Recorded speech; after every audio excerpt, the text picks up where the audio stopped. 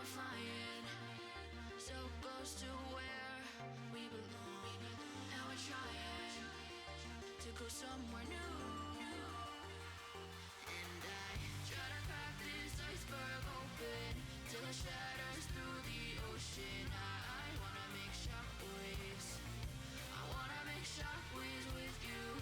Gonna move the ocean current till the waves flood what's been burning. I wanna make shockwaves. I wanna make shockwaves with you. And I know I'm only getting higher till it feels like I can walk through fire. And I know I'm only getting higher till it feels like I can walk through fire.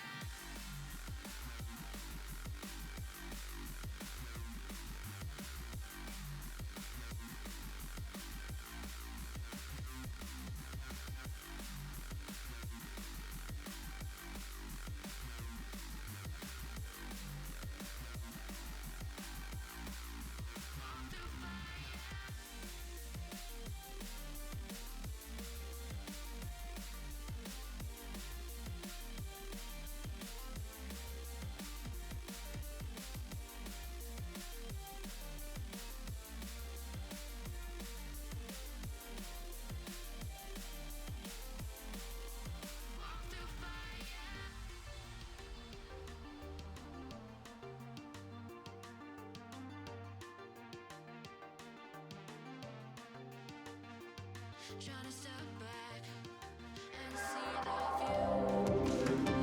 view, 'cause I know that nothing lasts forever. This is the story of a man named Stanley. Stanley worked for a company in a big building where he was employee number 427. Employee number 427's job was simple. He sat at his desk in room 427 and he pushed buttons on a keyboard. Orders came to him through a monitor on his desk, telling him what buttons to push, how long to push them, and in what order. This is what employee 427 did every day of every month of every year. And although others might have considered it soul-rending, Stanley relished every moment that the orders came in, as though he had been made exactly for this job. And Stanley was happy. And then one day, something very peculiar happened. Something that would forever change Stanley. Something he would never quite forget. He had been at his desk for nearly an hour when he realized that not one single order had arrived on the monitor for him to follow. No one had showed up to give him instructions, call a meeting, or even say hi. Never in all his years at the company had this happened, this complete isolation. Something was very clearly wrong. Shocked, frozen solid, Stanley found himself unable to move for the longest time. But as he came to his wits and regained his senses, he got up from his desk and stepped out of his office.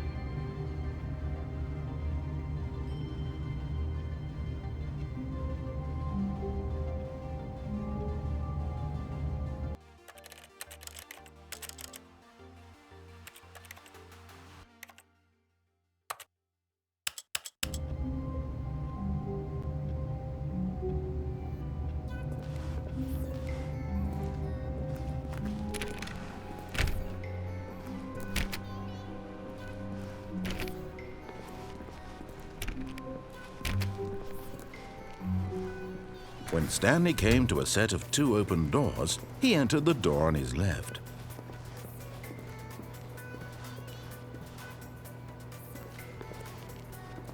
This was not the correct way to the meeting room, and Stanley knew it perfectly well. Perhaps he wanted to stop by the employee lounge first, just to admire it.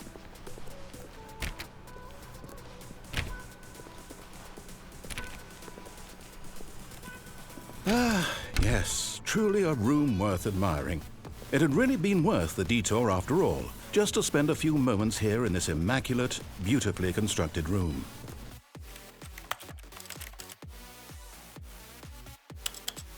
Stanley simply stood here, drinking it all in. But eager to get back to business, Stanley took the first open door on his left.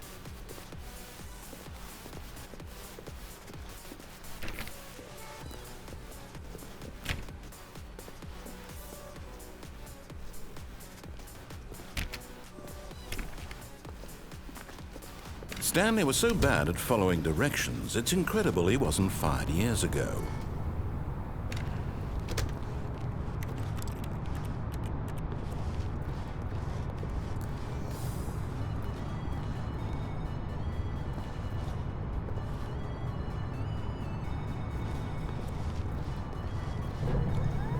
Look, Stanley, I think perhaps we've gotten off on the wrong foot here. I'm not your enemy, really.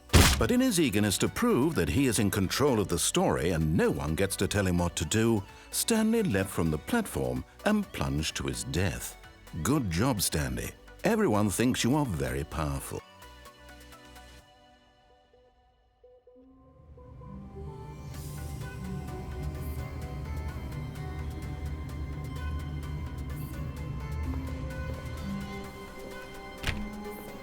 Stanley decided to go to the meeting room to check on his co-workers. He never functioned well by himself and constantly needed support and guidance from others, so the thought of total solitude was terrifying to him.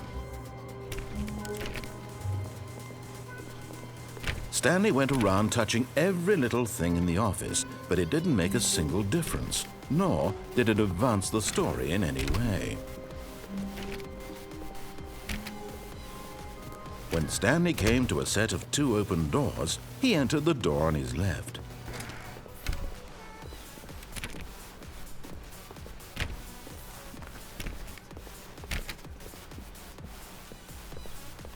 Yet there was not a single person here either. Feeling a wave of disbelief, Stanley decided to go up to his boss's office, hoping he might find an answer there.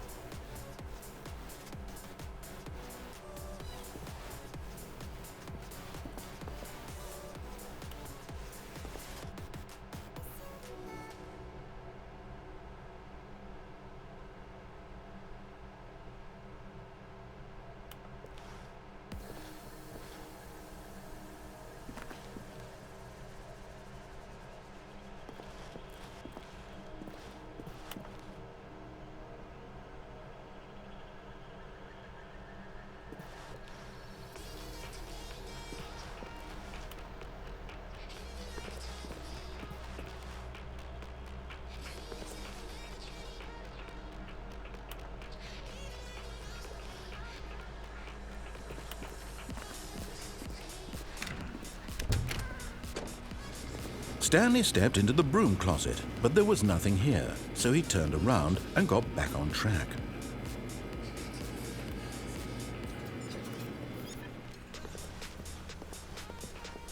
Coming to a staircase, Stanley walked upstairs to his boss's office.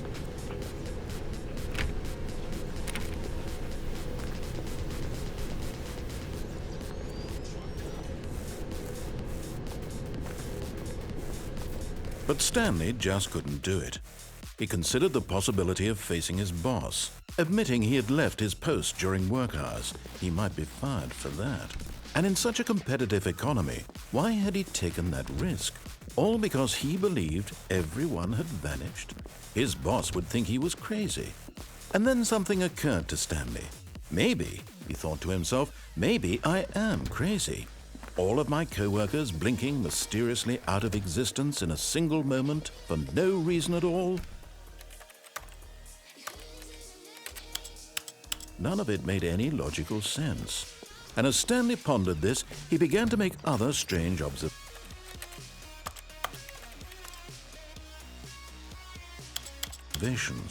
For example, why couldn't he see his feet when he looked down? Why did doors close automatically behind him wherever he went? And for that matter, these rooms were starting to look pretty familiar. Were they simply repeating? No, Stanley said to himself, this is all too strange. This can't be real. And at last, he came to the conclusion that had been on the tip of his tongue. He just hadn't found the words for it. I'm dreaming, he yelled. This is all a dream. Oh, What a relief Stanley felt to have finally found an answer, an explanation. His co-workers weren't actually gone. He wasn't going to lose his job. He wasn't crazy after all. And he thought to himself, I suppose I'll wake up soon. I'll have to go back to my boring real-life job pushing buttons. I may as well enjoy this while I'm still lucid. So he imagined himself flying and began to gently float above the ground. Then he imagined himself soaring through space on a magical starfield, and it too appeared. It was so much fun, and Stanley marveled that he had still not woken up. How was he remaining so lucid? And then perhaps the strangest question of them all entered Stanley's head. One he was amazed he hadn't asked himself sooner. Why is there a voice in my head dictating everything that I'm doing and thinking? Now the voice was describing itself being considered by Stanley, who found it particularly strange. I'm dreaming about a voice describing me, thinking about how it's describing my thoughts, he thought. And while he thought it all very odd and wondered if this voice spoke to all people in their dreams, the truth was that, of course, this was not a dream. How could it be? Was Stanley simply deceiving himself, believing that if he's asleep, he doesn't have to take responsibility for himself? Stanley is as awake right now as he's ever been in his life. Now, hearing the voice speak these words was quite a shock to Stanley. After all, he knew for certain, beyond a doubt, that this was in fact a dream. Did the voice not see him float and make the magical stars just a moment ago? How else would the voice explain all that? This voice was a part of himself too. Surely, if he could just... He would prove it. He would prove that he was in control, that this was a dream. So he closed his eyes gently, and he invited himself to wake up. He felt the cool weight of the blanket on his skin, the press of the mattress on his back, the fresh air of a world outside this one. Let me wake up, he thought to himself. I'm through with this dream. I wish it to be over. Let me go back to my job. Let me continue pushing the buttons. Please, it's all I want. I want my apartment and my wife and my job. All I want is my life exactly the way it's always been. My life is normal. I am normal. Everything will be fine. I am okay.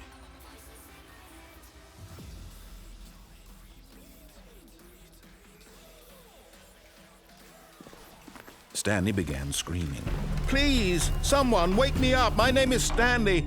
I have a boss. I have an office. I am real. Please, just someone tell me I am real. I must be real. I must be. Can anyone hear my voice? Who am I? Who am I? And everything went black.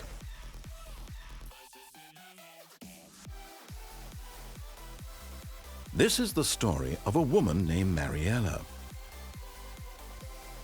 Mariella woke up on a day like any other. She arose, got dressed, gathered her belongings, and walked to her place of work. But on this particular day, her walk was interrupted by the body of a man who had stumbled through town talking and screaming to himself, and then collapsed dead on the sidewalk. And although she would soon turn to go call for an ambulance, for just a few brief moments she considered the strange man. He was obviously crazy, this much she knew. Everyone knows what crazy people look like. And in that moment, she thought to herself how lucky she was to be normal. I am sane. I am in control of my mind. I know what is real and what isn't. It was comforting to think this, and in a certain way, seeing this man made her feel better. But then she remembered the meeting she had scheduled for that day, the very important people whose impressions of her would affect her career, and by extension, the rest of her life. She had no time for this, so it was only a moment that she stood there, staring down at the body. And then she turned and ran.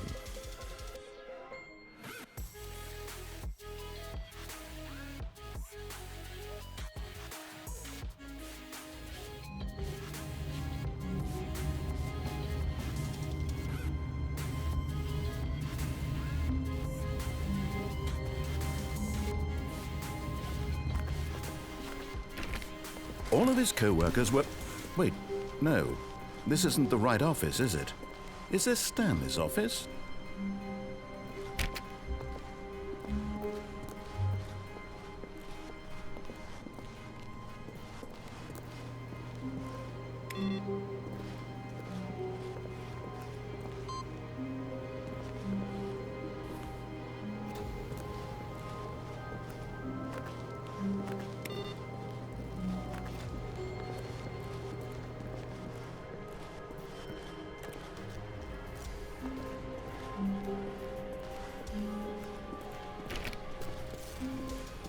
When Stanley came to a set of 2 open doors, he entered the door on his left.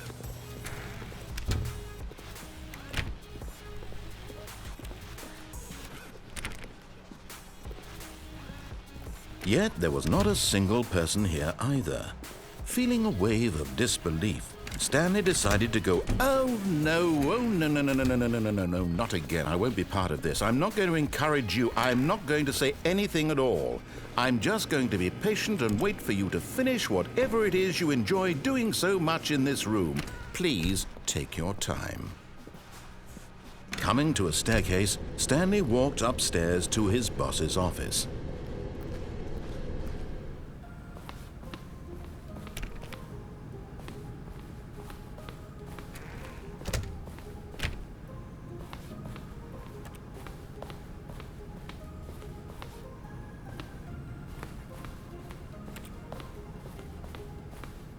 Stepping into his manager's office, Stanley was once again stunned to discover not an indication of any human life.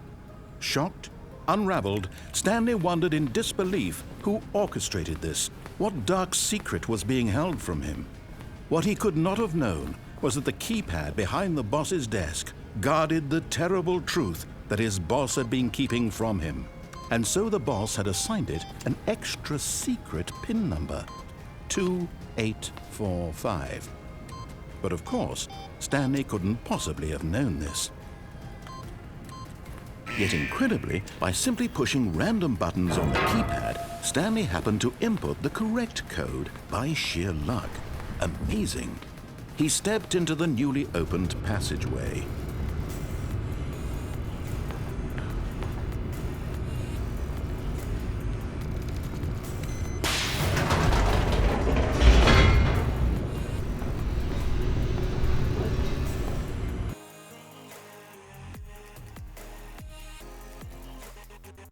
Descending deeper into the building, Stanley realized he felt a bit peculiar.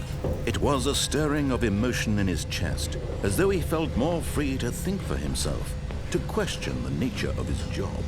Why did he feel this now, when for years it had never occurred to him? This question would not go unanswered for long.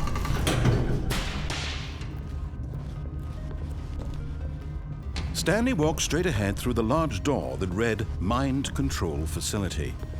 Although this passageway had the word escape written on it, the truth was that at the end of this hall, Stanley would meet his violent death. The door behind him was not shut. Stanley still had every opportunity to turn around and get back on track.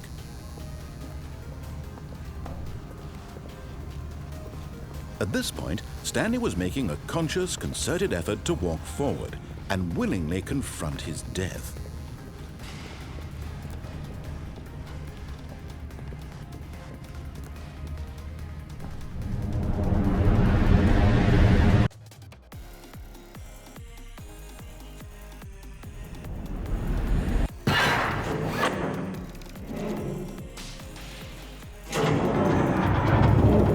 As the machine whirred into motion and Stanley was inched closer and closer to his demise, he reflected that his life had been of no consequence whatsoever.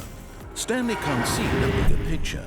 He doesn't know the real story, trapped forever in his narrow vision of what this world is.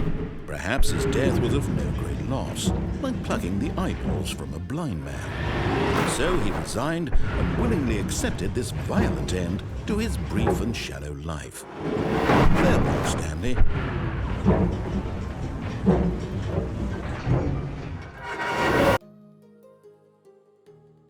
"Farewell, Stanley," cried the narrator. as Stanley was led helplessly into the enormous metal jaws. In a single visceral instant, Stanley was obliterated as the machine crushed every bone in his body, killing him instantly.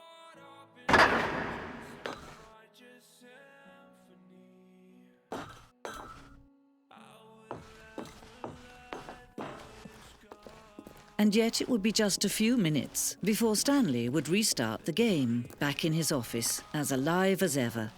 What exactly did the narrator think he was going to accomplish? When every path you can walk has been created for you long in advance, death becomes meaningless, making life the same. Do you see now? Do you see that Stanley was already dead from the moment he hit start?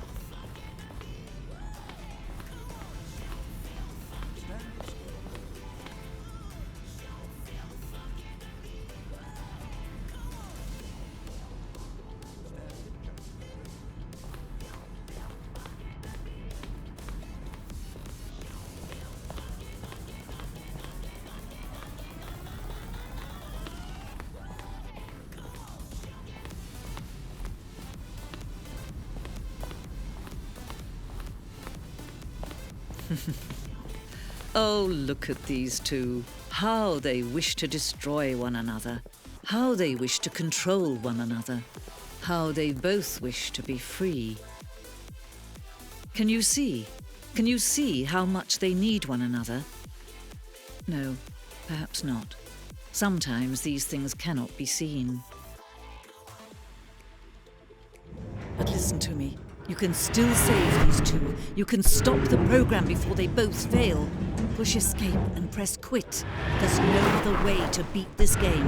As long as you move forward, you'll be walking someone else's path. Stop now and it'll be your only true choice. Whatever you do, choose it. Don't let time choose for you. Don't let time